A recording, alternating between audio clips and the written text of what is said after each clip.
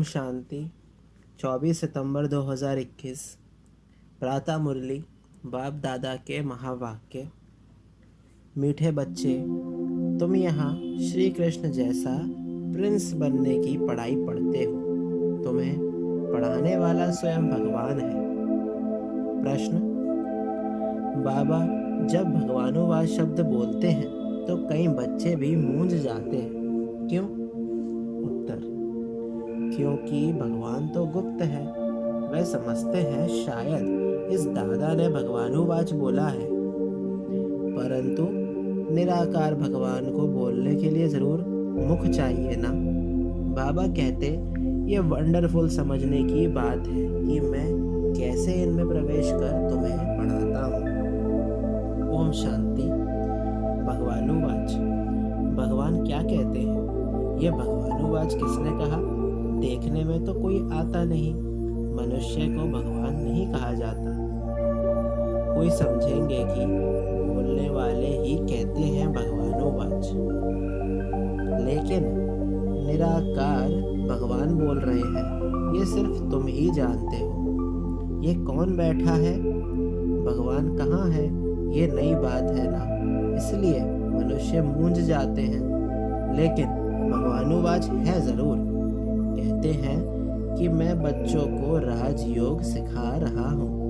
नर से नारायण अथवा कृष्ण, नारी को लक्ष्मी अथवा राधे बनाने लिए योग और ज्ञान सिखाता हूँ। इनसे और क्या चाहिए? तुमको हम राजाओं का राजा, प्रिंस का प्रिंस बनाता हूँ। प्रिंस प्रिंसेस भी तो मंदिर में जाते होंगे ना। विकारी प्रिंस, निर्विकारी प्रिंस श्री कृष्ण को नमन करते हैं। तो मैं तुमको प्रिंस का भी प्रिंस बनाता हूँ। श्री कृष्ण जैसे स्वर्ग का प्रिंस बनो। नॉलेज पढ़ने से ही तो बनेंगे ना। डॉक्टर व बैरिस्टर कहेंगे न स्टूडेंट को कि मैं तुमको डॉक्टर व बैरिस्टर बनाता हूँ, परंतु पढ़ेंगे तब तो बनेंगे। बाबा कहते बच्चे अच्छी रीति समझते हो कि राजयोग सिखलाने वाला एक ही भगवान है, ना कि कृष्ण। राधे कृष्ण तो अलग अलग राजाई के बच्चे हैं। उनों की आपस में सगाई होती है, शादी के बाद नाम बदलता है। इसलिए चित्र में भी लक्ष्मी नारायण के नीचे राधे कृष्ण को दिखाया है। अब बाप अच्छी रीति समझाते हैं कि ये ब्रह्मा भी नंबर 1 भगत था। पिछाड़ी में नारायण की पूजा करते थे। कृष्ण की भक्ति की व नारायण की भक्ति की एक ही बात है। कृष्ण ही बड़ा होकर नारायण बनता है। अब तुमको नर से नारायण बनने के लिए राजयोग सिखला रहे हैं। अब तुमको 84 जन्म पूरे हुए। अब इनकी आत्मा भी पढ़ रही है। फिर भविष्य में श्री कृष्ण बनती है। बाप कहते हैं बच्चों, तुम ज्ञान चिता पर बैठ गोरे बनते हो, फिर काम चिता पर बैठ सावरे बन गए हो। यह है कंसपुरी। मैं तुमको कृष्णपुरी ले जाने के लिए आया हूँ। श्री कृष्ण ही सर्वगुण संपन्न 16 कला संपूर्ण है। यहाँ कोई मैं सर्वगुण है नहीं। मैं आया हूँ बच्चों को संपूर्ण निर्विकारी बनाने। बनना है योग बल से। बाहुबल है हिंसक लड़ाई, जो तीर कमान से होती थी, फिर बंदूकों तलवारों से हुई, अब तो होती है बॉम्ब से। खुद कहते हैं हम ऐसे बॉम्ब्स बनाते हैं जो घर बैठे सब खत्म हो जाएंगे। फिर मिलिट्री क्या करेगी? बाप कहते हैं मीठे मीठे बच्चों, ये पाठशाला है। मैं तुमको कृष्ण श्री कृष्ण जैसा बनाता हूँ। जो फर्स्ट प्रिंस सतयुग का था, वह अब 84 जन्म लेकर कलयुग में बैगर बना है। भारत में ही उनका राज्य था, फिर पुनर्जन्म लेना पड़े ना। कृष्ण को भगवान कहते तो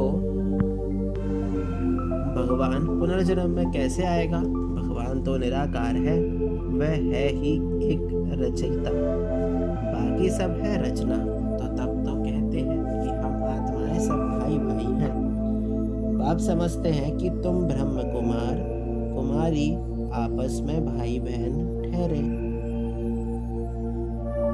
तो फिर क्रिमिनल असॉल्ट कैसे हो? तुम वर्षा एक बाप से लेते हो भविष्य के लिए। अगर पवित्र नहीं रहेंगे तो शांति धाम सुख धाम में कैसे जाएंगे?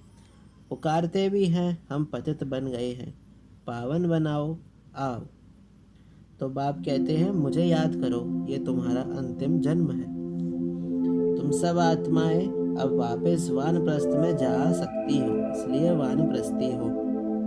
ऐसा कोई गुरु रास्ता बता ना सके, ये ज्ञान है ही एक बाप के पास। वही पतित पावन निराकार है। बाप कहते हैं कि मुझे याद करो।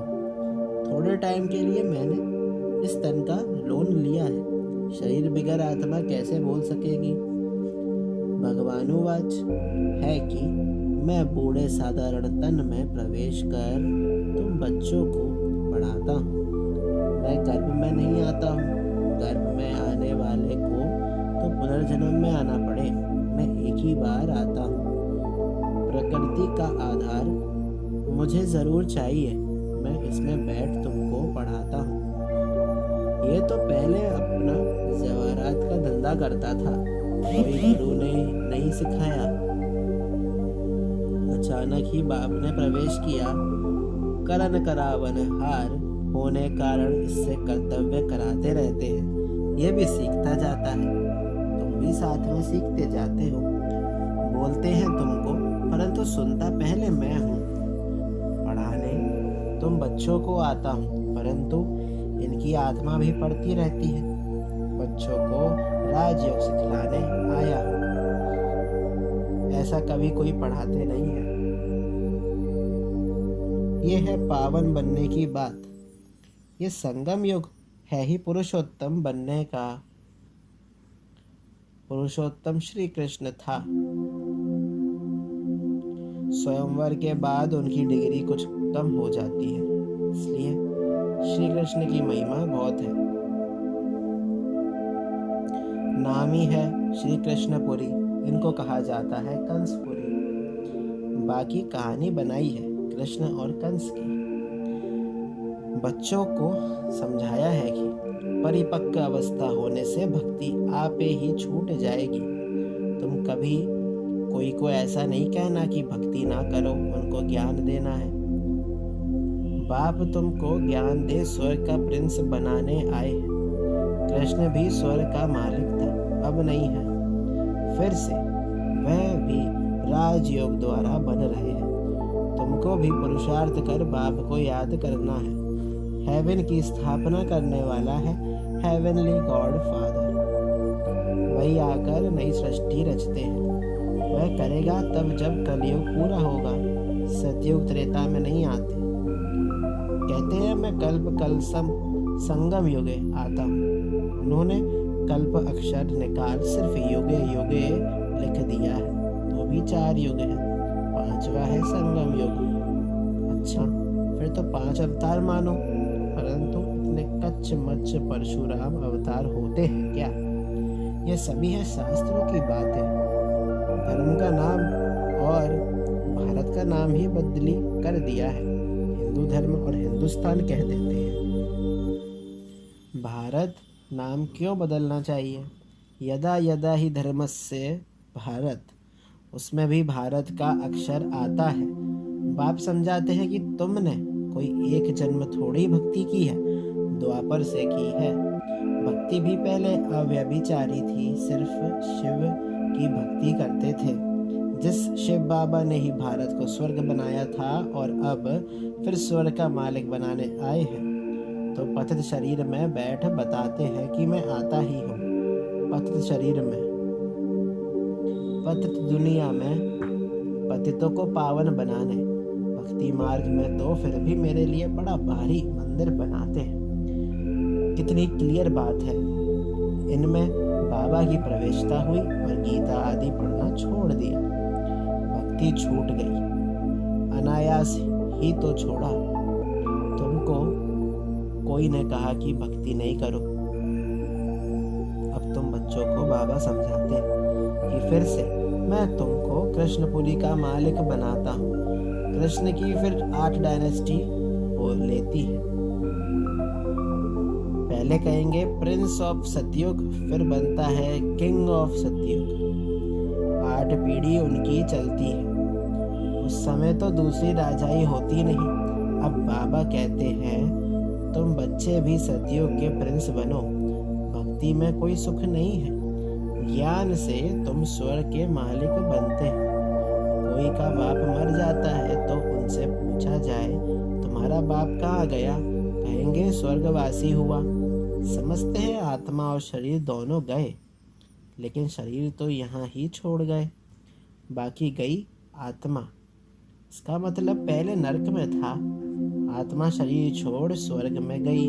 फिर इसमें रोने की क्या दरकार है, स्वर्ग अब यहाँ है क्या? परंतु समझते नहीं है, कह देते सब ईश्वर का हुक्म है। सुख दुख सब ईश्वर देता है, सब ईश्वर के रूप है।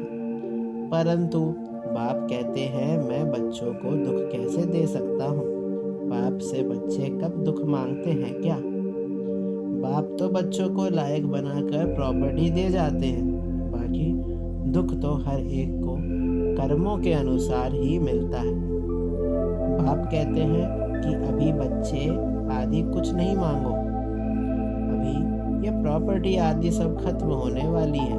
फिर तुम्हारे बच्चों को क्या मिलेगा? इतना समय ही नहीं है जो तुम्हारी प्रॉपर्टी का बच्चा मालिक बन सके।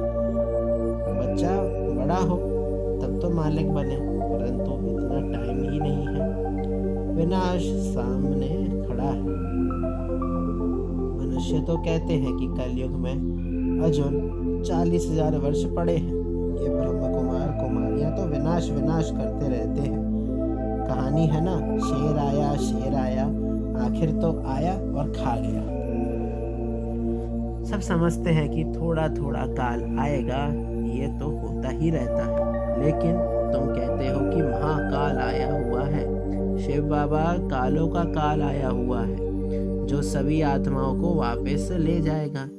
तो शरीर तो जरूर छोड़ना पड़े, इसलिए बाबा कहते हैं योग से पवित्र बनो। आत्माओं को पवित्र बनाए फिर वापस ले जाएंगे। अगर पवित्र नहीं बनेंगे तो बहुत सजाएं अंत में खानी पड़ेगी और उच्च पद भी पा नहीं सकेंगे। Shri Krishna number 1 pass with honour है। उनको स्कॉलरशिप मिलती है, 21 जन्म राज्य पाते हैं। कितना सहज समझते हैं, बुद्धि में बैठता भी है फिर गुम हो जाता है। इसको भी भक्ति छुड़ानी नहीं है। बाप आए हैं भक्तों को भक्ति का फल देने। कहते हैं मैं कल्प पहले मिसल फिर उसी साधारण तन में आया हूँ। कल्प कल्प आकर तुमको पढ़ाता हूँ। यह है उच्च से उच्च पढ़ाई। तुम जानते हो हम सतो प्रधान थे, अब तमो प्रधान है। फिर भारत ही सतो प्रधान बनता है। और धर्म वालों ने इतना सुख नहीं देखा है तो दुख भी नहीं देखा है। बाहर वालों के पास पैसा तो बहुत है, तो गरीब देश को कर्ज देते हैं। उन बेचारों को पता नहीं है ये तो रिटर्न हो रहा है।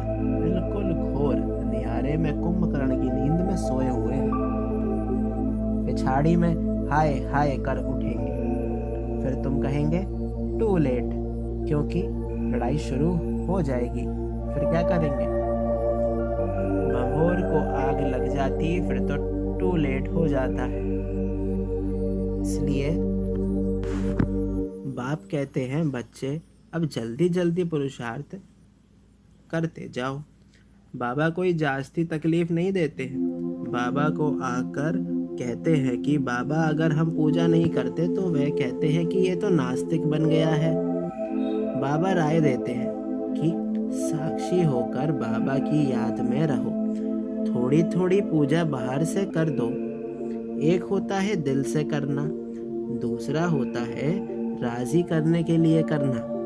अंदर में तुमको शिव बाबा को याद करना है। अगर कोई तंग करते हैं तो पूजा कर दिखाओ, तो वह खुश हो जाएंगे। ये कोई पाप का काम नहीं है। बाबा तो बहुतों को कहते हैं शादी आदि पर भले जाओ, दोनों तरफ तोड़ निभाना है। वहां भी सुनाते सुनाते कोई ना कोई को तीर लग जाएगा। युक्ति से चलना है। बाप का फरमान है कि अब पतित नहीं बनना है। पवित्र बनने से ही तुम कृष्णपुरी के मालिक बनेंगे। शिव बाबा को याद करो तो विकर्म विनाश होंगे और विश्व के मालिक बन जाएंगे। बच्चों, ऐसी ऐसी युक्ति से अपने मित्र संबंधियों को समझाना है। वह है जिस्मानी यात्रा, ये है रूहानी यात्रा। ये रूहानी यात्रा बाप सिखलाते, कहते हैं कि माँ में कम याद करो तो पतित से पावन बन जाएंगे और सब दुख दूर हो जाएंगे। कोई बिरला व्यापारी व्यापार करे अर्थात बैकुंठ की बादशाही ले वे। श्रीमत पर चलते रहो। ऐसे भी ना हो पैसे आदि कहाँ मुफ्त में जाए, कुछ फल नहीं निकले। घर बार भी संभालना है, बच्चों की पालना भी करनी है। सिर्फ श्रीमत पर चलना है। राय लेनी है कि बाबा इस हालत में हम क्या करें। बाबा, बच्ची कहती है कि हम शादी करें तो बाबा कहते हैं कि शादी करानी ही पड़ेगी क्योंकि उनका हिस्सा है, उनको दे दो। बाप सिर्फ समझाते हैं।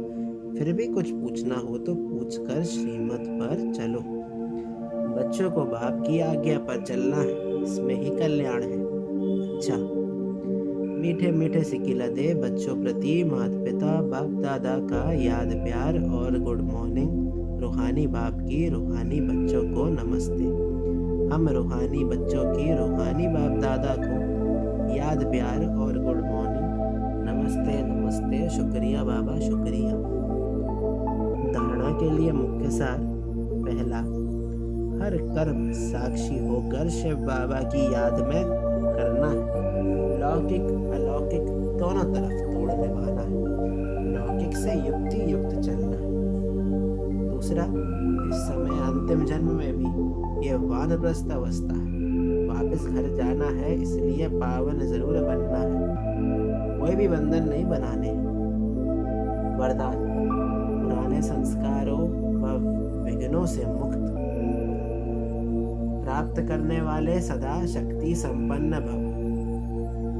किसी भी प्रकार के विघ्नों से, कमजोरियों से या पुराने संस्कारों से मुक्ति चाहते हो तो शक्ति धारण करो, अर्थात अलंकारी रूप होकर रहो। जो अलंकारों से सदा सजे सजाए रहते हैं वे भविष्य में विष्णुवंशी बनते हैं, लेकिन अभी वैष्णव बन जाते हैं। उन्हें कोई भी तमोगुणी संकल्प व संस्कार टच नहीं कर सकता। वे पुरानी दुनिया अथवा दुनिया की कोई भी वस्तु और व्यक्तियों से सहज ही किनारा कर लेते हैं। उन्हें कारणे अकारणे भी कोई टच नहीं कर सकता। स्लोगन, हर समय हर कर्म में बैलेंस रखना ही सर्व की ब्लेसिंग प्राप्त करने का साधन है। ओम शांति।